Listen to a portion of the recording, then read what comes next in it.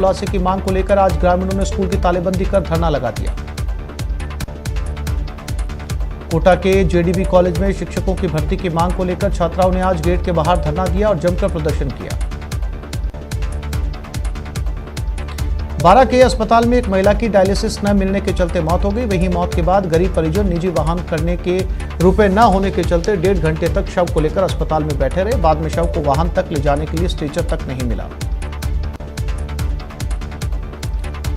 सादुलपुर में ग्रामीण ओलंपिक खेलों की ब्लॉक स्तरीय शुरुआत होती क्षेत्र की बेटियों ने पूरा दमखम दिखाना शुरू कर दिया। खेल मैदान में कबड्डी खो खो के मुकाबले हुए जिसमें बेटियों ने जबरदस्त मुकाबला किया।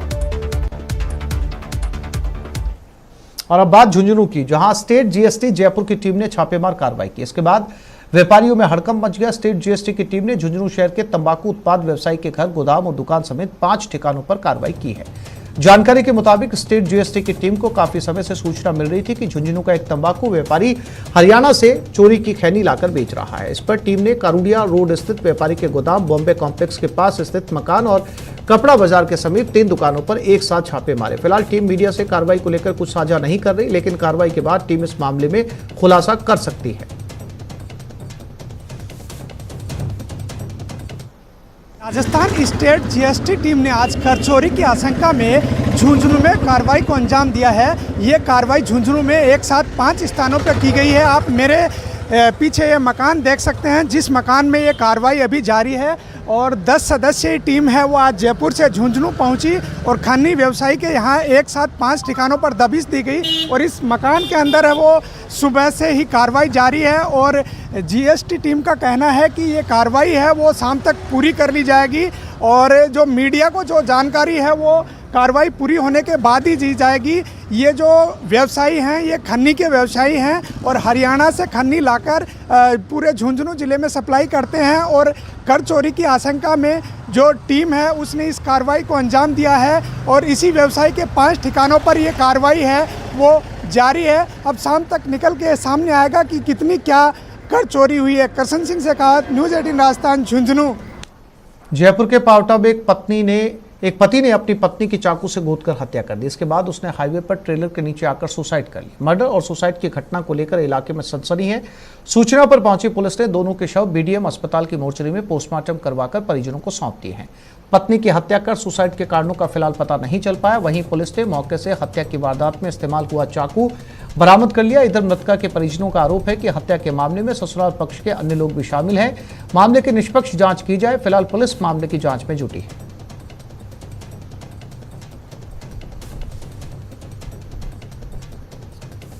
तो उसकी जेब में एक सुसाइड नोट भी मिला था और सुसाइड नोट के आधार पर हुआ कि उन्होंने अपनी पत्नी का भी मर्डर कर दिया है।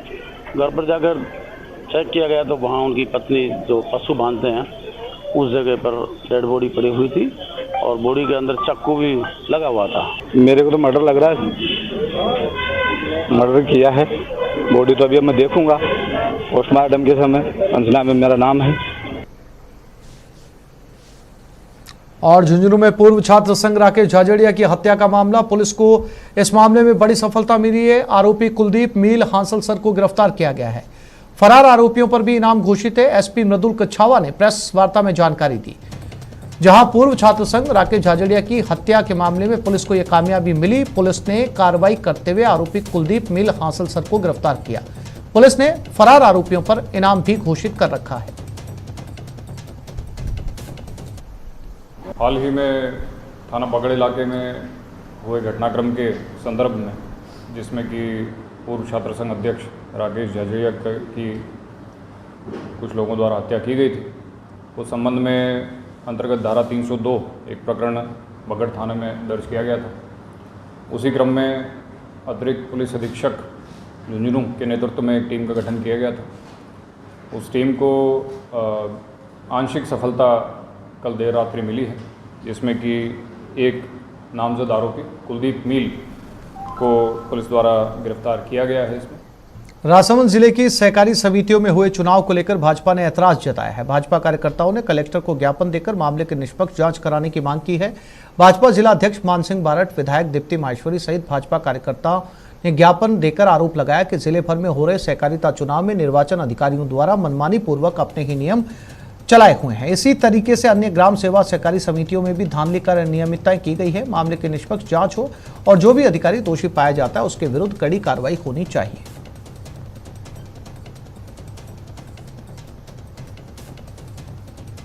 उनको ये डर है कि 23 में डेफिनेटली बीजेपी गवर्नमेंट बनाने वाली है और उस डर को कैसे हम मिटा सकें या कम कर सकें, इस हड़बड़ाहट में कांग्रेस ये सब हरकतें कर रही है। चुनाव जो थे कोऑपरेटिव समिति के चुनाव, उसके अंदर एक तरफा धांधलेबाजी, मतलब आप ये सोचिए कि किसी की कोई आंगनवाड़ी कार्यकर्ता है तो उसका फॉर्म एक्सेप्ट हो रहा है, लेकिन कोई ठेकेदार में काम कर रहा है, एम्बुलेंस का एक ड्राइवर है, उसका फॉर्म निरस्त हो रहा है। पूरे 11 फॉर्म मदारा गाँव आपने सुना होगा, सारे फॉर्म आपके निरस्त हो गए और जवाब भी नहीं देने के लिए कोई तैयार है कि किस बेसिस पर आप निरस्त कर रहे हैं। अभी इस चुनाव में जो धांधली हो रही उसका हम देख के ये मान रहे कि अपने मेडिकल में जैसे किसी मरीज को लट होकर बेहोश करते हैं ना, एनेस्थीसिया नहीं देकर कर रहे हैं, उस टाइप का काम कर रहे हैं कि जिनके पास 8वीं का सर्टिफिकेट नहीं है उनसे ये लोग क्या एफिडेविट ले रहे हैं और जिसके पास 10वीं का सर्टिफिकेट है उसको कह रहे हैं नहीं हमें 8वीं चाहिए।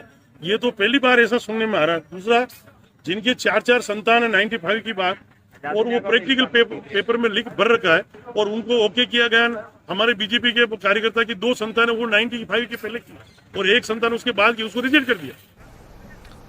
जोधपुर के फलोदी कस्बे में एक शिक्षक ने अपनी पत्नी और बेटी के साथ बड़ी बेरहमी से पिटाई की। बाद में पत्नी को अर्धनग्न अवस्था में बैठा दिया। वीडियो वायरल होने के बाद पुलिस ने इसे गिरफ्तार कर लिया है। महिला के पीहर पक्ष को मामले की जानकारी दी गई है। फिलहाल उसे शांति भंग की धारा 151 में गिरफ्तार किया गया है। वहीं मामले में आरोपी का कहना है कि उसकी पत्नी की मानसिक स्थिति ठीक नहीं है और वो इलाज करवाते हुए परेशान हो गया। ऐसे में तनाव के चलते उसने पत्नी के साथ मारपीट की।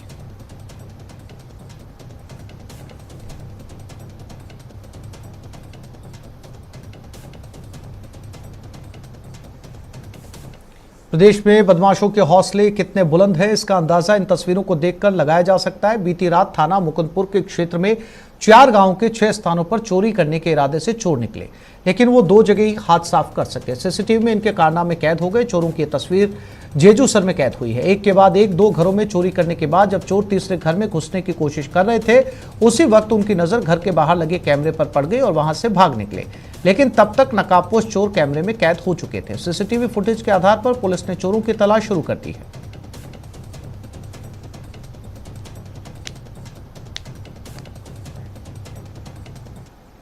सवाई माधोपुर के बड़ौदा के निकट बजरी नाके पर तोड़फोड़ और कर्मचारियों से मारपीट करने का मामला सामने आया। बताया जा रहा है कि 2 दर्जन लोगों ने टोल नाके पर जमकर उत्पात मचाया और सरकारी स्वीकृति से लीगल लीज धारक द्वारा लगाए गए टोल नाके पर तोड़फोड़ की। घटना कल शाम की बताई जा रही है, जहां पर तोड़फोड़ करने के साथ कर्मचारियों से मारपीट भी की गई। बताया जा रहा है कि बामनवास विधायक पहले नाके पर आई थी और नाका कार्मिकों से नाका हटाने को लेकर चेतावनी दी थी। इसके बाद कार्मिकों के साथ कुछ लोगों ने जमकर मारपीट की। इस मामले में अभी तक पुलिस ने कोई मामला दर्ज नहीं किया है।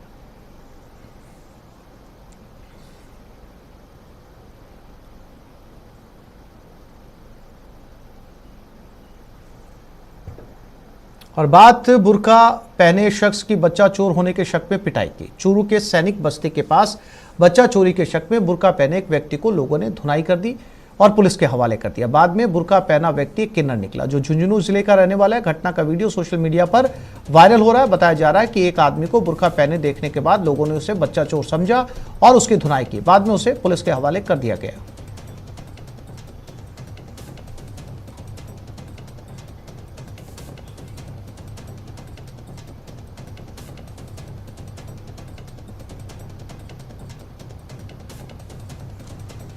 खबर बजरी खनन को लेकर लीज धारक ठेकेदारों और ग्रामीणों के भिड़ने की। नागौर जिले के रिया बड़ी क्षेत्र में बजरी के खनन को लेकर 2 गुट आमने सामने हो गए। बजरी के खनन को लेकर एक तरफ लीज धारक रॉयल्टी ठेकेदार हैं तो दूसरी तरफ ग्रामीण हैं, जो एक दूसरे पर मनमानी करने का आरोप लगा रहे हैं।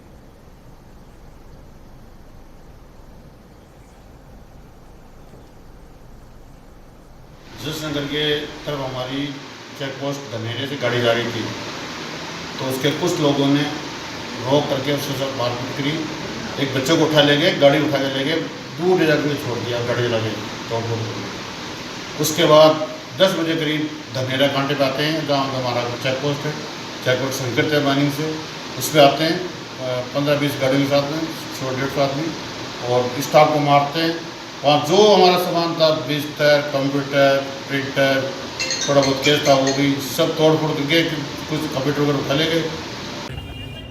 देखिए, रिया उपखंड क्षेत्र में लेकर के जो बजरी अवैध खनन का मामला चल रहा है उसको लेकर के आज हमने प्रशासन को ज्ञापन दिया है। पहले भी हमने कई बार पत्र लिखा है, रेवेन्यू मिनिस्टर को भी पत्र लिखा और मुख्यमंत्री को पत्र लिख करके बताया कि यहाँ पर अवैध खनन हो रहा है। जो पहले अवैध खनन हो रहा था, सुप्रीम कोर्ट ने जो सरकार ने आदेश दिया है मेघराज एंड कंपनी को, तो कुछ समय से ये मेघराज एंड कंपनी ने यह काम प्रारंभ किया। वो बड़े भारी मात्रा में अवैध रूप से प्राइवेट जो खातेदारी के खेत हैं उनसे वो बजरी का खनन कर रहे हैं और अपने यार्ड में डाल करके यार्ड से ये रवाना काट रहे हैं। सरकार को अवगत कराने के बाद में भी सरकार के नुमाइंदों द्वारा आंख मीच करके या आंखें बंद करके इस प्रकार के हिस्ट्री लोगों को बेच करके जो क्षेत्र में भय और आतंक का जो माहौल पैदा कर रहे हैं, उससे क्षेत्र की जनता में बहुत ज़्यादा आक्रोश है। यहाँ उपखंड क्षेत्र है, आज तक शांतिप्रिय क्षेत्र रहा। पिछली 1 तारीख से मेघराज कंपनी एंड उनके कोई बजरी का टेंडर हुआ, उसके विरोध में वो मेघराज एंड कंपनी की जो लोग हैं यहाँ पे हजारों लोग आए हुए हैं, आतंक मचा रखा है और जो ये बजरी ले रहे हैं वो अपनी जगह से नहीं ले रहे हैं। यहाँ तहसील के सभी प्रबुद्ध नागरिक जन और ग्रामीण लोग इकट्ठे हुए हैं, तो इसमें मुख्य रूप से बात यही है कि इन्होंने जो लाइसेंस ले रखा है केवल इनके स्टॉक को यहाँ से उठाने का ले रखा है। बाड़मेर जिले के सीमावर्ती क्षेत्र मीठे का तला गांव में कुएं की खुदाई के दौरान नेहरू नाम का युवक दब गया। करीब 30 घंटे बीत जाने के बाद भी अभी तक नेहरू राम को बाहर निकालने में सफलता हाथ नहीं लगी। सिविल डिफेंस एसडीआरएफ का स्थानीय लोगों के सहयोग से लगातार रेस्क्यू ऑपरेशन जारी है। एसडीआरएफ की टीम लगातार 4 जेसीबी मशीनों की सहायता से कुएं में दबे नेहरू राम को बाहर निकालने की कोशिश कर रही है, लेकिन बार बार कुएं की मिट्टी ढहने के चलते रेस्क्यू ऑपरेशन में बाधा आ रही है। कुएं की खुदाई के दौरान करीब 32 फीट की गहराई में मजदूर नेहरू राम खुदाई कर रहा था। इस दौरान अचानक हुई मिट्टी ढह गई और वो नीचे दब गया। इसके बाद से मौके पर स्थानीय लोगों की भारी भीड़ जमा हो गई और युवक को बाहर निकालने की कोशिशें जारी हैं। नेहरू को बाहर निकालने के लिए कुएं के पास से ट्रैक्टर और 4 जेसीबी मशीनों की सहायता से एक खाई का रास्ता बनाया जा रहा है। प्रशासनिक अधिकारी मौके पर पहुंचे। जी, व्यवस्था आप देख पा रहे हो कि हमने सिविल डिफेंस की टीम और एसडीआरएफ की टीम भी मौजूद है, पूरा प्रशासन, पुलिस विभाग सभी मौजूद है, मतलब स्थानीय लोग भी यहाँ काफ़ी अच्छे मदद कर रहे हैं और हमारी यही प्रयास है कि सही सलामत बहुत जल्दी से पुलिस को रेस्क्यू किया जा सके। कल दोपहर को ये सूचना थी, जिसके बाद से रेस्क्यू ऑपरेशन लगातार चलाए जा रहे हैं। रेस्क्यू ऑपरेशन के लिए एसडीआरएफ की टीम को बुलाया गया है, सिविल डिफेंस की टीम है और जो भी मशीन भी अभी हिटाची मशीन भी बुलाई गई है। अलग अलग स्टेज में प्रायोरिटी के अनुसार रेस्क्यू चलाया गया। पहले प्रयास ये था कि उसको ड्रम टेक्निक से किसी भी तरह से जीवित बाहर निकाला जा सके, इसलिए पहले उस दिशा में प्रयास किए गए। खबर मानवता के शर्मसार होने की। 12 जिला अस्पताल में इलाज व्यवस्था के साथ मानवता भी मरती नजर आ रही है। यहां बिजली न आने के चलते एक महिला की डायलिसिस न मिलने के चलते मौत हो गई। वहीं मौत के बाद गरीब परिजन निजी वाहन करने के रुपए न होने के चलते 1.5 घंटे तक शव को लेकर अस्पताल में बैठे रहे। बाद में शव को वाहन तक ले जाने के लिए स्ट्रेचर तक नहीं मिला।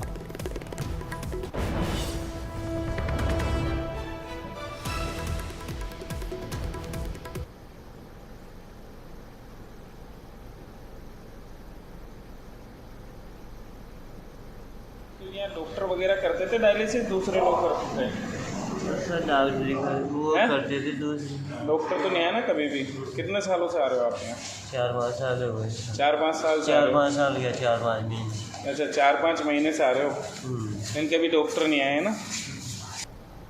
और अब बात तबादलों को लेकर तकरार की। शिक्षकों के ट्रांसफर को लेकर स्कूलों और ग्रामीणों में लगातार आक्रोश जारी है। स्क्रीन पर आप 2 तस्वीरें देख सकते हैं। पहली तस्वीर जोधपुर की, जहां विद्यार्थियों ने स्कूल पर तालेबंदी की। दूसरी तस्वीर पाली की, जहां शिक्षकों की कमी से प्रभावित पढ़ाई से नाराज छात्रों ने स्कूल में प्रदर्शन किया। सबसे पहले बात जोधपुर की, जहां भोपालगढ़ तहसील क्षेत्र के गारासनी में विद्यार्थियों ने स्कूल पर तालेबंदी कर दी। प्रधानाचार्य के साथ ही अन्य 7 शिक्षकों के रिक्त पदों को लेकर विद्यार्थियों की पढ़ाई चौपट होने पर आक्रोशित विद्यार्थियों और अभिभावकों ने विद्यालय की तालेबंदी कर दी। इसके साथ ही स्कूल की तालेबंदी की जानकारी शिक्षा विभाग के अधिकारियों को भी दी गई।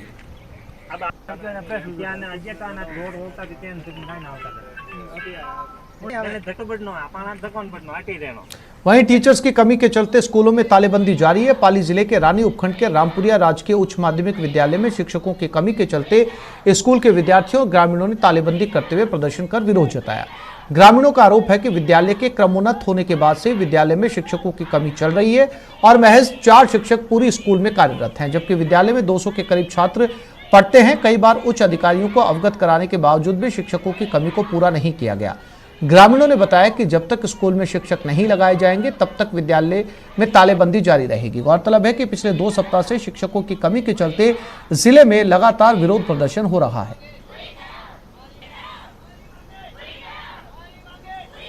और अब बात श्रीगंगानगर की, जहां हुणतपुरा गांव के सरकारी स्कूल में हुई चोरी के खुलासे की मांग को लेकर ग्रामीणों ने स्कूल की तालेबंदी कर दी। बता दें कि स्कूल की तालेबंदी कर धरने पर बैठे ग्रामीणों का कहना है कि करीब 1 महीने पहले स्कूल से एलईडी, इन्वर्टर, बैटरी सहित करीब 1 लाख रुपए का जन सहयोग से दिया गया सामान चोरी हो गया। लेकिन पुलिस को बार बार शिकायत करने के बावजूद पुलिस ना तो चोरों को पकड़ पाई और ना ही सामान बरामद हुआ। ऐसे में ग्रामीणों ने मजबूरन स्कूल की तालेबंदी कर बाहर धरना लगा दिया। फिलहाल मौके पर पुलिस पहुंच गई और समझाइश की कोशिशें जारी हैं।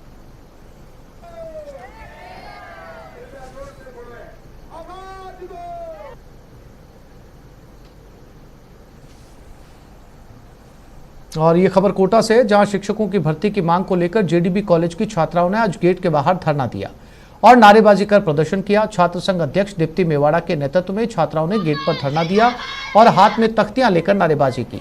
छात्र संघ अध्यक्ष का कहना है कि लगातार ज्ञापन देने के बाद भी कॉलेज प्रशासन शिक्षकों की भर्ती नहीं कर रहा, साथ ही भूख हड़ताल करके आंदोलन की चेतावनी भी दी।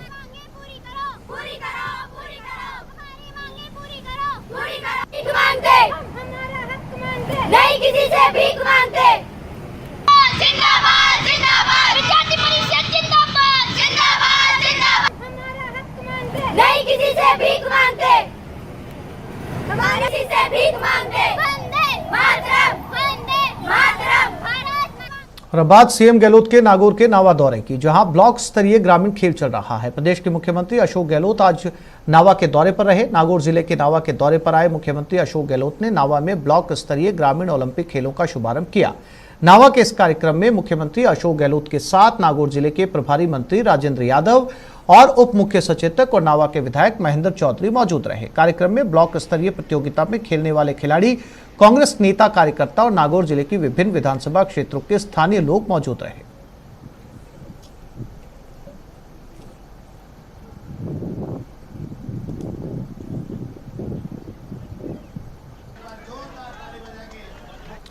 और लंपी वायरस ने सरकार की चिंता बढ़ा दी है। लंपी से भारत में अब तक 67,000 गायों की मौत हो चुकी है। लंपी के चलते दूध उत्पादन भी प्रभावित हुआ।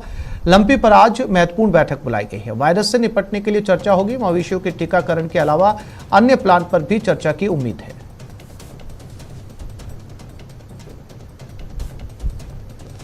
प्रदेश में लंपी वायरस संक्रमण का प्रकोप जारी है। राजस्थान में कुल 11,58,154 पशु एलएसडी से संक्रमित हैं। एलएसडी संक्रमण से अब तक 51,681 पशुओं की मौत हो चुकी है। 11,32,000 गाय अभी भी लंपी वायरस से संक्रमित है। 6,55,000 पशुओं को संक्रमण से अब तक ठीक किया जा चुका है।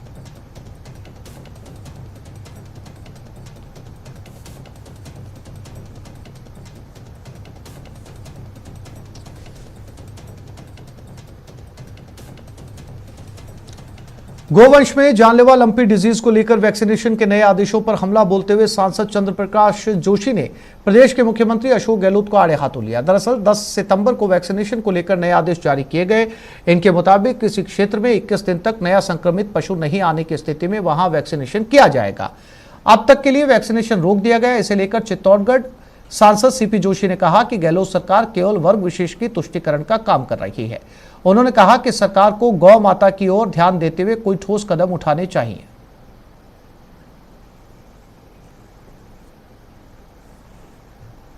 तो इस बुलेटिन में फिलहाल इतना ही। नमस्कार।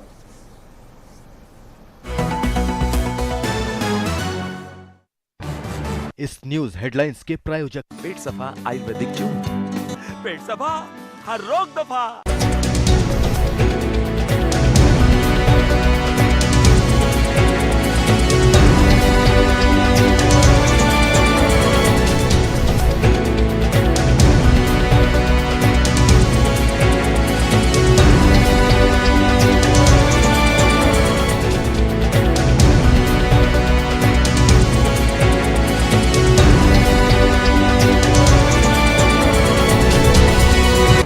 इस न्यूज हेडलाइंस के प्रायोजक पेट सफा आयुर्वेदिक चूर्ण। पेट सफा हर रोग दफा।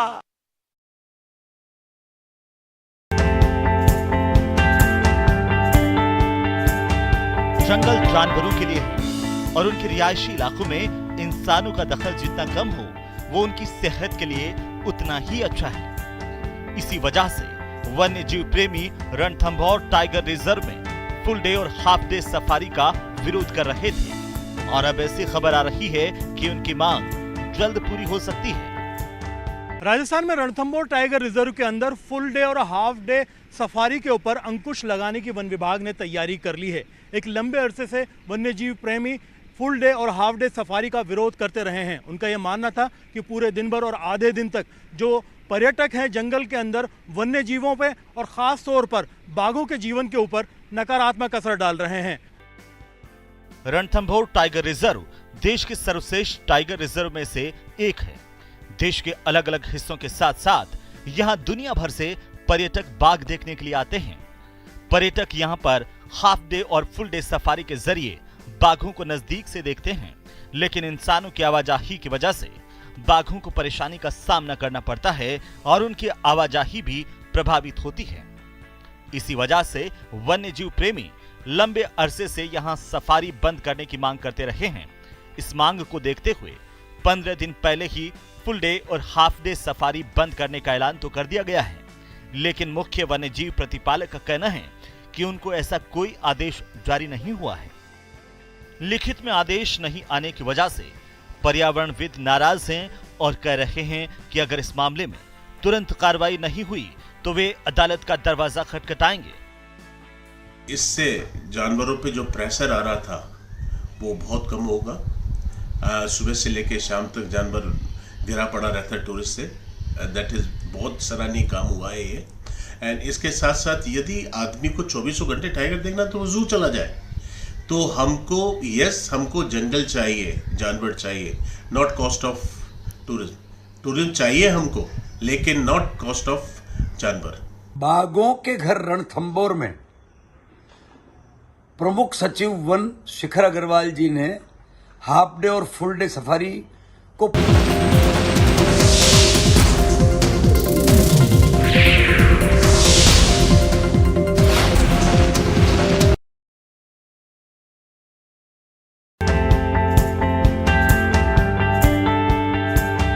जंगल जानवरों के लिए है और उनके रिहायशी इलाकों में इंसानों का दखल जितना कम हो वो उनकी सेहत के लिए उतना ही अच्छा है। इसी वजह से वन्य जीव प्रेमी रणथंभौर टाइगर रिजर्व में फुल डे और हाफ डे सफारी का विरोध कर रहे थे और अब ऐसी खबर आ रही है कि उनकी मांग जल्द पूरी हो सकती है।